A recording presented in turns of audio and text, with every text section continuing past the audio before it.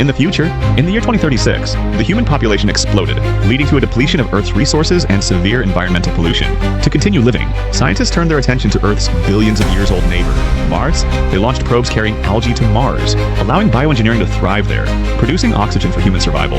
Soon, 20 years passed, and the oxygen levels on Mars were getting higher, and were about to reach human living standards. Until one day, biological tests showed that the oxygen levels on Mars began to decline. They had no choice but to send several scientists to Mars to investigate. The only female was a biologist and part of this mission.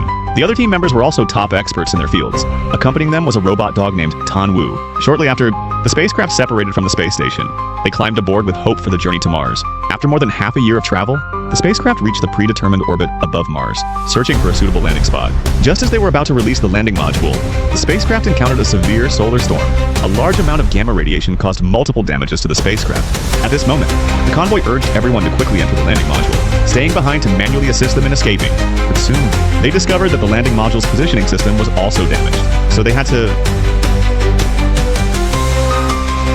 crash land on the edge of a cliff, rolling down the slope. They finally came to a stop after several bumps. The survivors stood on Martian soil, but now they had to face reality. Not only had they lost contact with the spacecraft, but they were also far from the intended landing site.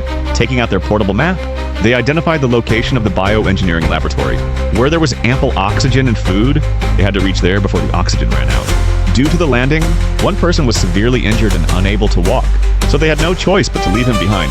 The remaining 4 headed towards the base.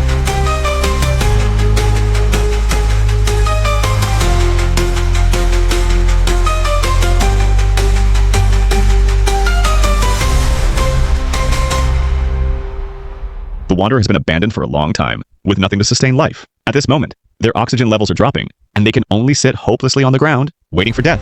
On the desolate Mars, the scientists who lost their oxygen supplies sit hopelessly on the ground. The algae they planted for years have long disappeared.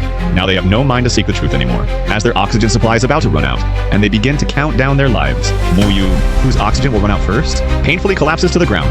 As he is about to lose consciousness, he reflexively opens his mask, and to his surprise, he can breathe. He hurriedly turns around to tell the others.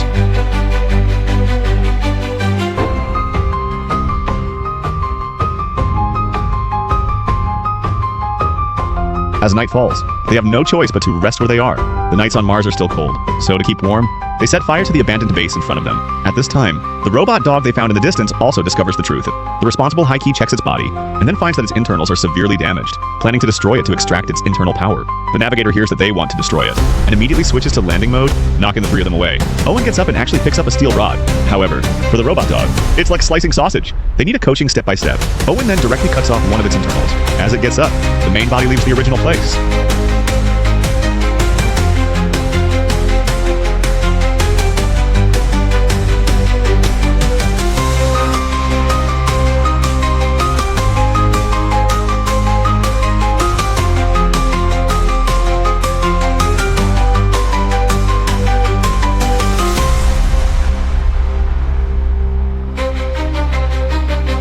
The 3 scientists are trapped on the desolate Mars, with a black and white intelligent being eyeing them. To escape Mars, they need to walk 100 kilometers to find the landing module. But misfortune never comes alone. On Mars 100, Holly discovers a Martian storm has formed right in their path. With temperatures at minus 50 degrees, they must find shelter. The storm has arrived. But luckily, there is a cave nearby. The 3 of them hide inside. Outside the cave, the robot dog also arrives, eyeing them. Due to the severe storm, it has to give up attacking them. At this moment, Piku reveals the command. It turns out the spaceship can only seat 2 people, and he...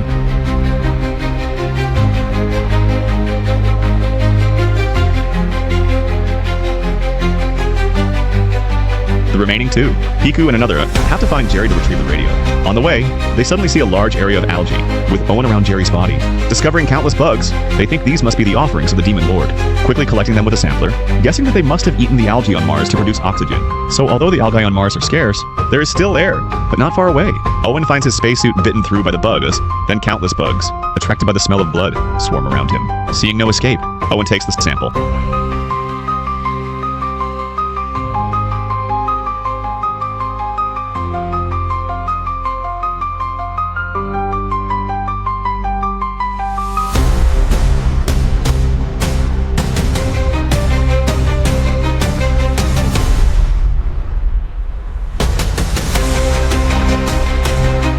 Disheartened, Pete has no choice but to not do anything. to use the radio to tell Ali everything that happened on Mars and reveal the dark secrets he had kept in his heart for years. The two of them, in silence and standing, stop talking, quietly cherishing the remaining time until the spaceship adjusts its orbit and will lose contact.